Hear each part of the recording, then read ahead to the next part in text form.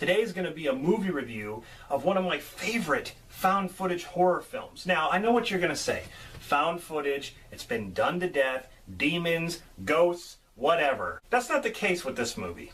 Okay, I love this movie. This movie was not only different, but it had a great story that combines horror and adventure, mystery, even like treasure hunting. I mean, it's almost like Indiana Jones, Tomb Raider mixed with like The Descent in a way.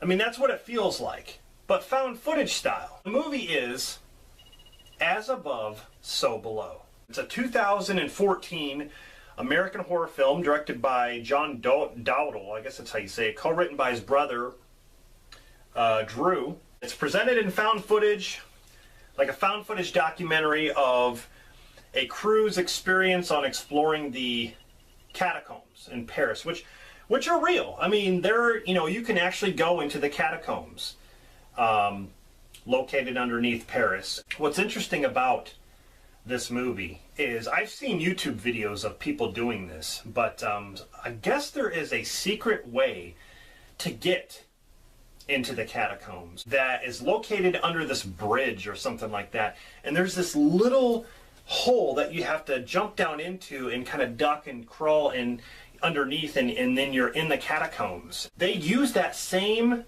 entrance in this movie, so it's real. That entrance does exist. And what's really cool, the film was shot in the real catacombs. I mean, to do so, they needed the permission of the French authorities, obviously, because, you can't just go down there and film without.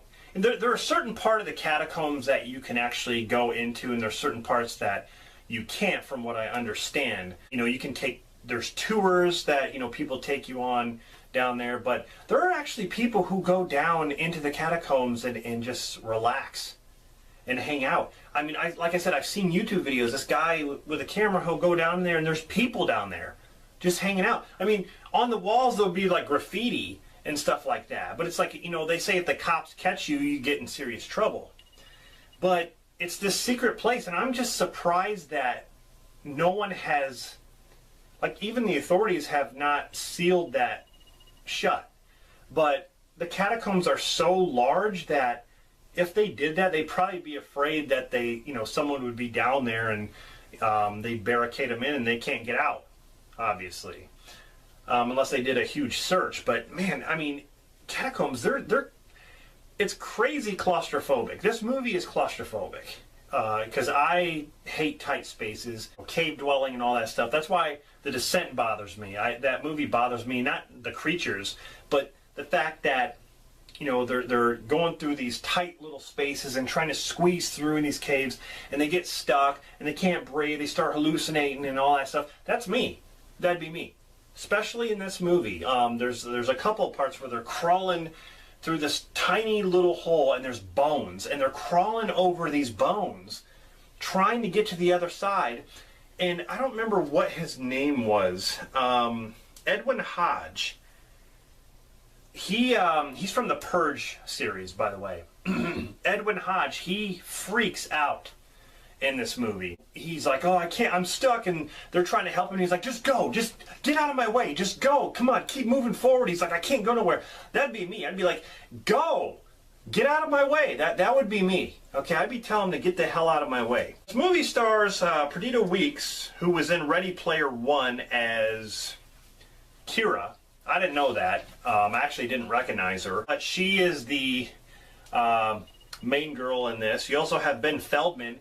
And of course, he was in Cloverfield. He wasn't in much. In Cloverfield, he was right in the beginning. He shows up at the party with Odette Yesman, and then he leaves. But he had a pretty good part in Friday the 13th, 2009 remake. He's the one that gets the machete to the head right in the beginning, after he got done, having sex with the girl who is now being burned alive in a sleeping bag hanging above the fire.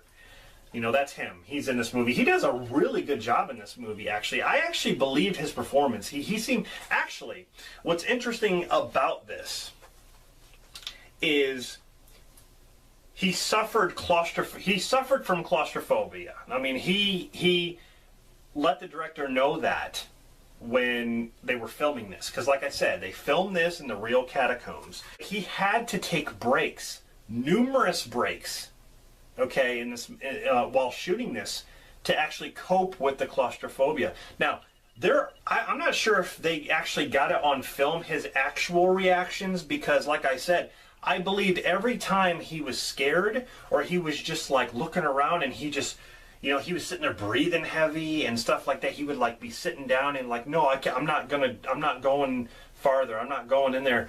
You could tell it was bothering him. And that's why I believed in his performance. I think that was a good idea. Even though I kind of know what he's going through. If it was me, I'd have to cope with it too. If he said action, let's start doing this scene, I'd be like, just we'll go when I go. How about that? After I stop crying like a little girl, then we can start shooting. That's what I'd be like. The movie had, let's see, it had a $5 million budget, and it made about $42 million, close to about 42. It was so hard to get props and equipment down to where they were. I mean, it was a mess. There was no electricity, no phone service, even though there is a part in this movie where a phone rings down in the catacombs. A phone. But they had nothing really, so they had to like use their environment. They had to kind of, just kind of play with what they had, actually. There was hardly any props or anything to work with. Perdita Weeks plays Scarlett, and she's really, really obsessed, okay, with trying to find the legendary Philosopher's Stone, which is actually based on some truth. I believe it was based on some guy from the 17th century. I think it's like, his name is like Nicholas Flamel or something. They go over, there's another stone in this movie called the Flamel Stone, I believe, and because they claim that Flamel had the Philosopher's Stone, or he found it. And so he set up, there's certain things that he set up, like where the stone actually was, so it became like a witch hunt or like a treasure hunt, so to say. Yeah, but it was based on some truth around that. But she's searching for it because her father was very, very interested in it. So something happens, tragic to her father, so she continues his work, basically, and she becomes obsessed with it. And she learns that the Philosopher's Stone is located beneath Paris in the catacombs.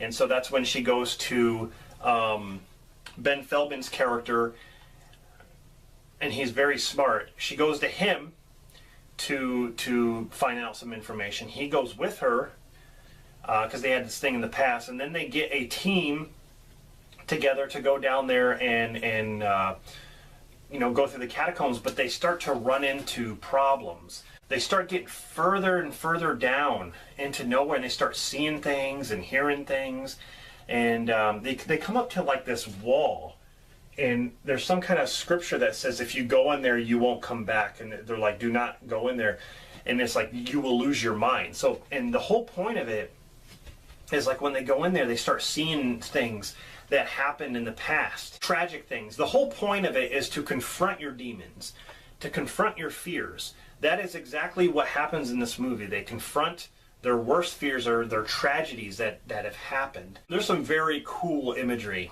in this, and some really creepy moments. But like I said, it goes from like being a survival film to like a horror film to then like I want to say like an action adventure almost. Like, and there's some thriller stuff in there as well, but like, it's like they're searching for treasure, and they go into this treasure room, there's gold, and then there's the stone and stuff like that. It's all different kinds of genres mixed into one. I mean, but it is a horror film. But that's just kind of cool. That's why I like it. It's different. Can you just imagine Indiana Jones being like this? I mean, that would be crazy. The stone is actually capable of turning base metals into gold and silver, which you get to see some gold and silver in this movie. You see some treasure. But the stone also is able to grant eternal life. So they say. Now, there's a couple instances in this film where someone gets hurt and the stone actually helps them heal. So the stone does have some, I want to say, magical capabilities. And I do wish they would have went further into that a little bit. I wish they would have maybe, I wish there was more info on that. I wish they would have kind of explored that idea a little bit more, because it was interesting. When the crew runs into trouble, people start dying off one by one. They confront their own fears and stuff like that. I love the ending to this movie. It almost reminds me of Indiana Jones' Last Crusade. When Indiana Jones has to take a leap of faith, he steps off the cliff and there's an invisible bridge. There's a part in here that reminds me of that, where they have to jump down this hole and they say, we have to jump down here, we have to prove ourselves, we have to have faith, we have to prove ourselves worthy. And Ben Feldman's like, it's not going to work, we're going to die. So they jump down this huge hole, and they take a leap of faith. Exactly what happens in The Last Crusade. I love the ending. There's kind of like I wouldn't say it's a twist, but there's kind of the way it ends, I love it. Because as you can see, everything's upside down, as above, so below. And that's really true when it comes to that. The only way out is down. And that's the kind of thing too in this movie. You see them going further and further down. You're like, wait a minute, shouldn't you be going up? Because you keep going farther down, you're just going to get more lost. But as above, so below. To go up, you have to go down. So it's it kind of messes with your mind a little bit. I really like that. In the long run, this movie had the claustrophobic aspect, had the horror aspect, the creepy imagery. In my opinion, this is a found footage film done right. And I'd say my favorite found footage film is the Blair Witch Project, because it kind of started that whole genre where it just went nuts after that. But this is one that I haven't enjoyed a really good found footage film in a long time. This is definitely one that, I thought was really, really excellent. That is my review of As Above, So Below. If you have not seen it, check it out. Like I said, tell me what you think of this movie. Like I said, I think it's one of the best found footage films out there. So it's got some good features here too. They kind of go over the whole thing about As Above, So Below, like what the whole point of that is. Shooting in the catacombs and things like that. And like I said, go on YouTube. You will see You can see videos of people going in the catacombs, going in the same entrance they do in this movie, going in that little hole. Those of you who live in Paris or have been there, like in the catacombs and stuff, probably know what I'm talking about. That area. It's just weird, like I said, that they don't have like any security around there or anything like that. People are just able to do it. You would think the authorities would know about it. Hope you enjoyed this review of As Above, So Below. Like I said, tell me what you think in the comments about the movie, and I'll be back with more movie reviews coming up soon. So this is Rob signing off. I'll see you guys next time.